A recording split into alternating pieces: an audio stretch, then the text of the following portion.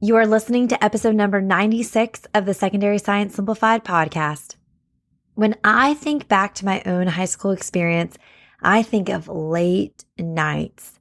I think of getting home from a 3-hour dance class or play practice only to find myself up well past midnight trying to finish all of my homework afterward. And most of the time, I was just doing it to get through it. Whatever I had done was just to get it done and not to really learn from it. I mean, God bless, honestly, my AP European history teacher. I didn't even end up taking that AP exam because he and I both knew that I was just doing what I had to do to get by. I was not a history girl. I don't even know why I was in that class. I had already not passed the AP US history exam the year before. And I think I just did it because I was one of those kids that I was like, I do AP everything. And like, someone should have been like, sister, just stick with the math and science. So I, needless to say, do not have fond memories of that. And then when I grew up and decided to become a teacher, like I really just didn't think twice about assigning homework. I was like, having homework in high school is just what you're supposed to do. That's just part of it. We're preparing them for college. That's what I always thought. And so I never really thought about not assigning homework to my own students. But over time, my heart really, really changed on this. And I have grown so much in how I think about this to the point that now I'm actually incredibly passionate and like a huge advocate about not assigning homework at all to my high school students. And so that's what this podcast episode is about. This episode in our series on grading practices is my number one grading recommendation. Like if you're not going to start with any of the things I've mentioned thus far, I would hope that you would start with this, and that's to not assign homework. And I'm going to explain why in today's podcast episode. So let's do this. This is Secondary Science Simplified, a podcast for secondary science teachers who want to engage their students and simplify their lives. I'm Rebecca Joyner from It's Not Rocket Science. As a high school science teacher turned curriculum writer, I am passionate about helping other science teachers love their jobs, serve their students, and do it all in only 40 hours a week. Are you ready to rock the time you spend in your classroom and actually have a life outside of it? You are in the right place, teacher friend. Let's get to today's episode.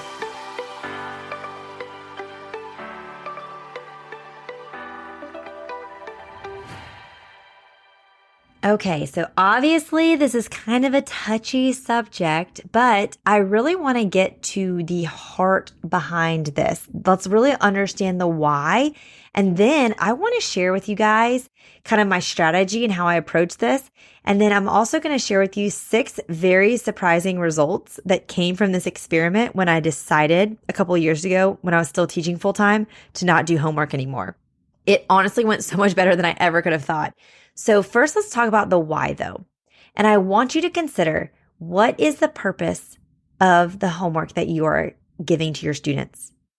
I know that most of us would say it's to reinforce what is being learned in class and to make sure that they're growing and they're learning more, they're understanding more at home. Like you don't have enough class time for them to really get it reinforced, so you want them to do that at home. But if I'm being completely honest and transparent, this is not why I was personally assigning homework for my students. I was assigning homework for my benefit, not for my students. I was assigning it because I didn't feel like I had enough class time to cover everything. And so I was like, we got to do homework so that you guys can cover some of the stuff that I don't have time to cover with you. And if I'm being completely honest, I want you to too. Like, would you say that you've been guilty of the same? And maybe I'm alone in this, but I want to say these words out loud to those of you listening who are like me. And at one point, like I couldn't imagine not assigning homework. And so I want you to consider, what is the goal of assigning homework in your class? Why do you really do it? Are you guilty of using homework as a scapegoat, or are you truly taking the time and energy to assign meaningful homework to your students? And then if you're like, no, I am, like I'm assigning good reinforcing practice for them, I would then ask, is there another way you could reach the same goal without assigning homework? Because here's the thing, my other main issue with assigning homework, besides my not very great motives for doing it, was I didn't have time to grade it. So it was only adding to their burden and to mine. I had so much on my plate to grade already, which I've eliminated over time, as you heard in last week's episode number 95. But like in the beginning, I just had so much. I was like, why am I going to add more to it? And sure, I could like spot check their homework for completion and then we go over it, because that is what I did. Like anytime I had homework, that's what I would do. We just spot check it. I'd check it during their bell ringer and then we'd go over it right away. But then I don't really know if students are actually doing it or if they're just copying it to get it done. You know, these are high school students. We all know how they are. Episode 94 was all about cheating. Like we get how it goes. And so if you're assigning homework for it to be this reinforcing practice for them so that they can grow in their understanding, are you confident they're really growing in their understanding? Or are they all just copying it just to get it by and so get the grade that they want to get? And so all of these reflections kind of led me to this place where 1, grading homework was overwhelming to me.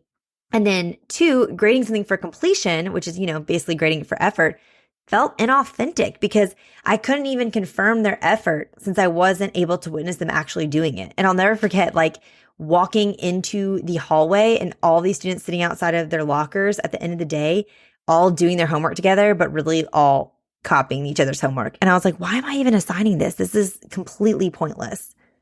And like I already said, I was really just doing it to try to make my class time easier, to take some things off of my plate during our class period, and so I wouldn't feel as rushed. And none of that was benefiting my students at all. Like even the goal that I wasn't even shooting for, which is like reinforcing and growing their understanding outside of class, like I wasn't even hitting that. And so I was like, you know what? I'm going to commit to not assigning homework anymore.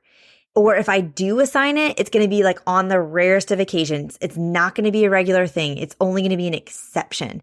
And so here's kind of the strategy I took when I was like, let's start this great experiment. Let's see what happens. And so the first thing I did was I decided to start off the year by telling my students that my classes didn't have homework. Like it was literally in the syllabus. I was like, there's no homework in this class. And they were thrilled. Like day 1 of the school year, they were like, I love this class. This teacher is awesome. But I followed it up with my strategy point number 2, which was like, I explained, hey, the reason that I don't assign homework is because I respect your time outside of the classroom. I know you guys have lives. I know so many of you have jobs. I know so many of you are in other AP classes and sports and whatever. I get it.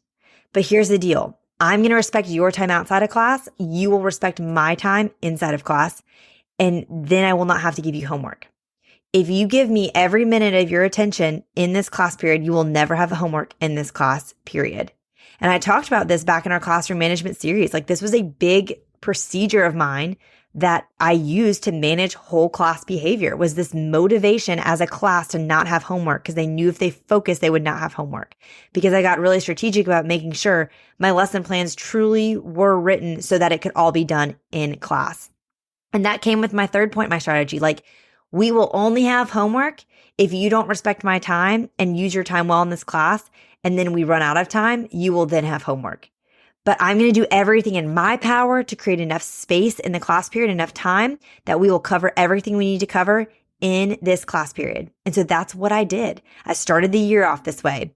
I totally reevaluated my lesson plans. I changed my pacing so that I could slow down and offer more time for practice problems and research projects and things like that in class instead of all these, like, I was so guilty of always having like an outside research project that they were always working on or something like that, which I will say as a side note, I don't think is the end of the world, especially if you have honor students. You can take a lot of this with a grain of salt. I think you can kind of, honors and AP classes come with different expectations, but I think this is especially great for those on grade level classes. I mean, and even your honors and AP, like just seeing homework as an exception, not a rule to what's going to be happening every day. But that's a tangent I didn't mean to go on. And I created time. One of the ways I created time in my class to do more of their homework in class was by decreasing lecture time and being really ruthless with the labs and activities I did choose to do with my students. I did a really thorough audit of my labs and resources, which I will link in the show notes. I have a whole free document for you on how to do this and audit your stuff. If you weren't here back in May at the start of our summer podcast BE, this was like a whole episode. So I will link that for you. But I just wanted to make sure I'm not going to do any busy work anymore. We're not going to do labs for the sake of doing labs. Everything we do will be meaningful instructional resources that are incredibly intentionally selected. And the kids saw that. My students saw that there is not busy work in Ms. Joyner's class. Like we do stuff for a reason. And it created so much respect for the class. And again, it reclaimed a lot of time for me where we were just doing a lot of filler stuff and it was great. So that was my strategy. And then here is how it turned out, y'all. I truly can't believe this turned out as well as it did. So these are kind of like some of the results of my little experiment that then led me to do this the next year after that as well. And for this now to become one of my like internet platforms. I always think like if there was a beauty pageant for people on the internet and, you had your platform, I feel like beauty pageant contestants always have a platform they're advocating for. This would be my platform. Like I'm advocating for this because I'm so passionate about this. This or prime times, let's be honest, but I'm not trying to make this another primetime podcast. Y'all are like, please stop talking about it. All right, let's talk about the benefits of my little no homework experiment.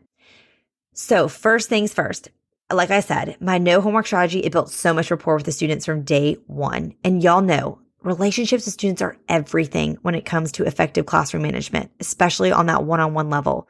Like truly from day one, it made me stand out as a teacher. Like they were like from day one, students were like, wow, she like genuinely cares about us and like sees that we have lives outside of school and wants to respect our time. Like that genuinely meant so much to them. You will be the exception to everyone else in your school if you do this, and it'll make a difference. The second thing that kind of came from that is, again, it motivated them to work hard for me because they saw that I respected their time, so they respected mine. It totally changed our classroom culture. And that in turn eliminated a lot of my classroom management issues because they kind of started to self-manage a little bit more. I was treating them like adults and respecting their time, so they started acting more like adults. It was really a beautiful, beautiful thing because they knew too, the consequence was they're going to potentially have to use their free time to do work for me, which they didn't want to do. Another thing too, y'all, this was such a way just to care for my students that have so much going on in their personal lives. And y'all know those students that get home, they ride the bus home, and then they got to care for their siblings so their mom gets off third shift. Or those kids who have to work a job immediately after school. They're doing the shift from 4 to midnight at Dairy Queen or at Starbucks or whatever, and then they're going home. Like those kids are exhausted. And I mean, even the kids that are playing 2 sports and they're in the play and, they're trying to volunteer, like these kids have a lot going on. I think it is rare nowadays that these kids aren't overwhelmed in some capacity. And so I just felt like this was a way I really could care for them, and they saw that and they felt that. The third thing I saw is my students just started doing better in my class, which is surprising because you think like, oh, you eliminate homework, you eliminate where they're getting their reinforcement. Shouldn't they do worse? Not at all. They were doing better in my class because, again, they were giving me so much more of their focus and attention when they were in my classroom. But then also, a lot of my students said they were actually studying for my class for the first time because they had time to. A lot of times students are like, I never study because I'm always doing homework, so I don't have time to study on top of that. But my students did have time to study for tests because that's what I told them. I'm like, your only homework ever for me is for you to study for my tests because I'm not going to give you any other homework. And so it actually created space for them to be able to do that. The fourth surprising result from this experiment was I feel like I became a better teacher. I genuinely do. I think it forced me to be so intentional with class time and an intentionality that wasn't there before because I kind of knew I always had a scapegoat. Like, okay, they'll just, if we don't get through this, they'll just have to do it for homework. And like, I just was putting this burden on them, and I was kind of able to pick that back up. And it, again, made me a better teacher. It really challenged me in a great way. Fifth benefit was I saved so much time grading wise.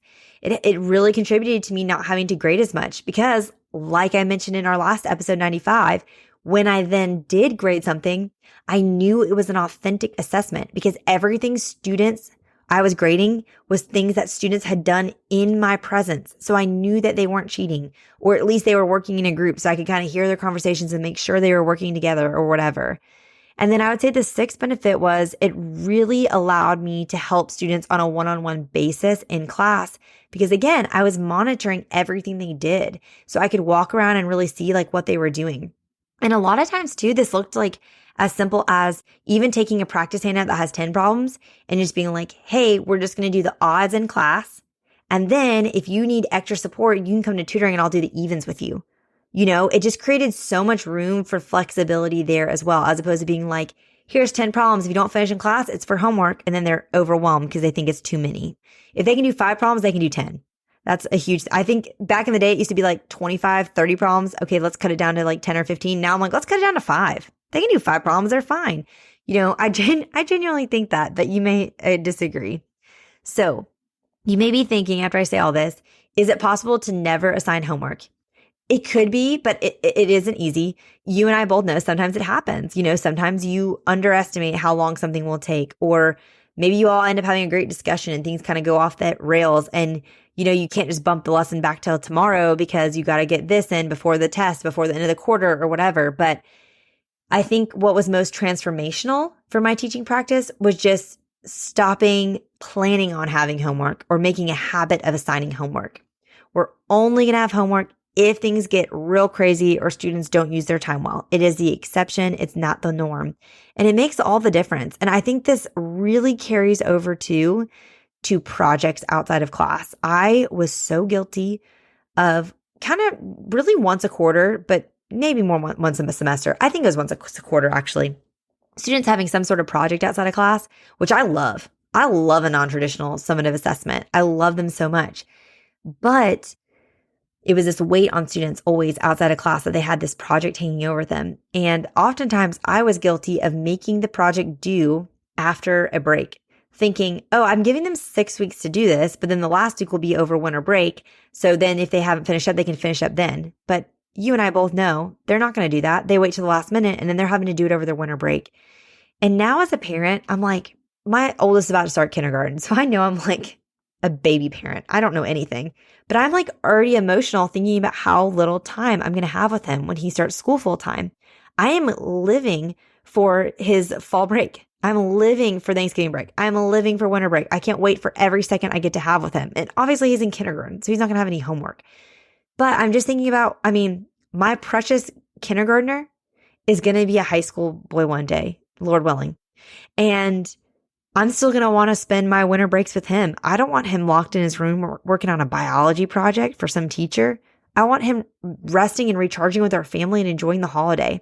And I want that for my students too. Y'all, I'm getting teary. I swear, becoming a mother has made me so soft, but like in the best way. I was so rigid and black and white in everything I did. And I was so like certain. And I think the older I get, one, the more humbled I am. And two, the more I'm less certain about everything and less confident in everything. But I think in the best way, because it makes me hear other people better and take in other ideas better. And so I hope when I give you these podcast episodes, I'm sure they come off a little aggressive because I get passionate. Y'all know I get passionate talking about these things because I get passionate sharing my experiences and how they change my life and my students.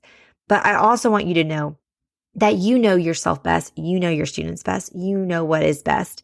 You do not have to do everything like me, and you shouldn't, because you and I are different people.